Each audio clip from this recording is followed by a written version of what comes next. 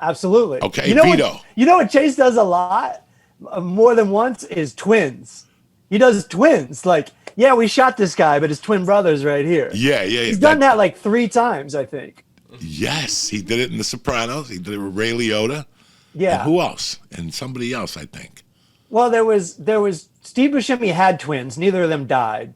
But then you had Philly's brother got shot, and he was a Right. twin. So to me, that's 3. That's like a lot of twins for one series. You're a fucking genius because I never even thought of that. Twins, you just fucking opened up the Yeah. whole thing to me. Listen, you ever, like, I just saw something that Will Farrell and his buddy got into a fight. His partner. Yeah, Adam Because- McKay, yeah. Adam McKay, because he hired, what's his name first or something. Yeah. I used to be like that. When people Right. waste your time, like people come to the comedy store, we're here to see you for this movie, and then they bust your chops 10 times, and then at the end you don't hear them anymore. Right. And you're like, what happened? All of a sudden you see the movie advertising, you're like, what happened to my fucking role? And they give it to some other jamoke, and the movie bombs. And then you're Yeah. happy. You're like, fuck you, cocksucker. Parks on all, you and all your grandmothers. But I used to have that little thing to me. Now I just wish them luck. If I audition for a movie and I do a good job, that's all I could do. Yeah. It's up to them. There's so many Well, factors. Think about it. They've been wanting to put you in The Sopranos for years. I was just watching an episode the other day. I watch it all the time. And the FBI agent mentions Joey Coco. Yep. That you've been on their radar, and it's because of your auditions in the past that you've been on their radar. You didn't get it at the time, you got it later. Yep. Fucking cool. And you had something to do during the pandemic, right? Were you shooting during the pandemic? You must Just have been. 2 days. September last year, we had to do reshoots or added shoots. We Yeah. shot the confirmation scene in Brooklyn. That was done in your neighborhood. Right, We all did that in 2 days.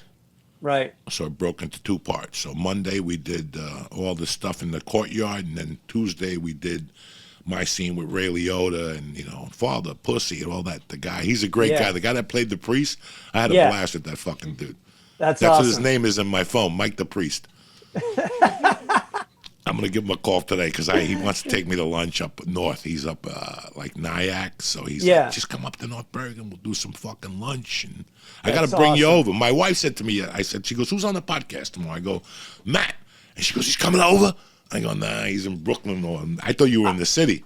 And I she got a goes- car. So And anytime you want to she do said, it. tell that motherfucker to get in the car and come down and see us. We got great food down here. We got Mikey down here.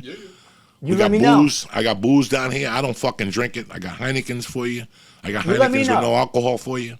I'll bring my got- fiance down there. She's Yeah. dying to meet You you. like She's dying Chinese? to meet you. I love Chinese. Oh, I we got some absolutely good- love Chinese. We got some good Chinese here. It's all We got happening. good everything down here.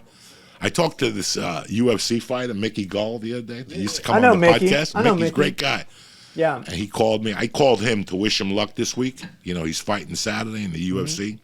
And we were chit-chatting and shit. And he's like, how do you like it down there? He goes, I got an aunt that lives down there. She used to go to New York all the time for dinners. She stopped about 8 years ago. She says the food down there is great. It's great down here. Atlantic City's great. Yeah. Red Bank is great. I think Mikey just went there. Red Bank got some good steakhouses and shit. Got an aunt over there. Yeah. Yeah, they got some comedy theaters down there. It's a Yeah. nice, New Brunswick got a nice steakhouse. New Jersey's fucking rocking. You know what I'm saying? nothing It wrong with New Jersey. It still stinks like dick when you're on the turnpike, dog. I mean, the other day I was on the turnpike. I'm like, if I could fart like this, I would fucking make $1 million a year. Like the fart on demand, that stink. Yeah. Why you get to New York, right when you get to Newark Airport, like Elizabeth from the south coming up south. Yeah. Matt, you got to smell that. It's Oh, I tremendous. do. I And if stick you my see head a out the little- window. And if you see a little puddle that's been stagnant there for a while, you can see the cancer cells growing in it. You can see like it's got like a little fucking little IV line for. I mean, it's Yeah. yeah. Listen, if you live in Jersey, you're eventually gonna get cancer. There's something electrical poles, something that'll fuck you up. Yeah. You know, That the used to be the mafia- joke. Yeah, Right? Like Jersey was where they put all the trash. It's the truth. Right, yeah. Staten Island in Jersey. You go to Staten Island, it smells like shit. And I love Staten Island. I tell you, I fucking love. I love the people from Staten Island. Lady across the street yeah. makes me fucking spaghetti once Yeah. a week. Her husband's knocking on my door. Hey, my wife sent you this. Yesterday she sent me pasta fazool. It's spaghetti. It's soup and beans and fucking Yeah. green stuff and protein. Dog, I Dude, blew a fart you last night in the gotta, car. I almost died. when I do come over, my fiance is gonna make us meatballs. We're gonna bring them. She makes the best fucking meatballs. She's Italian. You'll fucking love it. Done. Done. Now, you spent the Yeah, whole pandemic in New Orleans? not the whole pandemic. I spent from first of all, I got a call from you. This is the first gig canceled. You called me up. We were supposed to play Nyack, and I was like, and you were like, we can't do it. They're not, it's not happening. And I remember thinking, man, me and Joey's gig is the only one that got canceled, and then everybody's gig got canceled. But so I was in New Orleans from March until September, and it was a rough scene, dude. This is a popular podcast. I don't want to step on any toes with my in-laws, but you know how it is. I'm used to being an independent guy. I'm used to being. You're a comedian. You get it.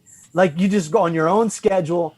Nobody puts their 2 cents into your life at all. And there I was with my future and mother-in-law and dealing, and my extended in-laws are down there. And it was just a whole scenario. Everybody wanted to see each other before the vaccines came out. And everybody was just like, it was just like way more people in my business than I was used to. And I eventually got an Airbnb down there and just kind of got away from the family. I was like, this is getting too crazy.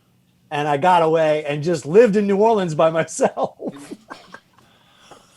How was the pandemic down there?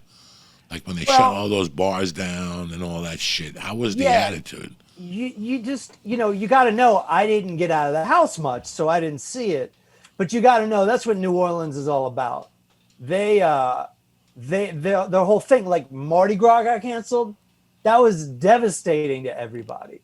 And it's a very social, very party town, and it was just gone. But then there was some people who, like everywhere, after a while, we're just like, fuck it. We're going to see each other. We're going to do the best we can without getting too close to each other, blah, blah, blah, blah, blah. So I didn't really leave the house till I got vaccinated. We ended up back in New York from September through January. And that was like, that sucked too, because me and my fiance were just crammed into a 2-bedroom apartment.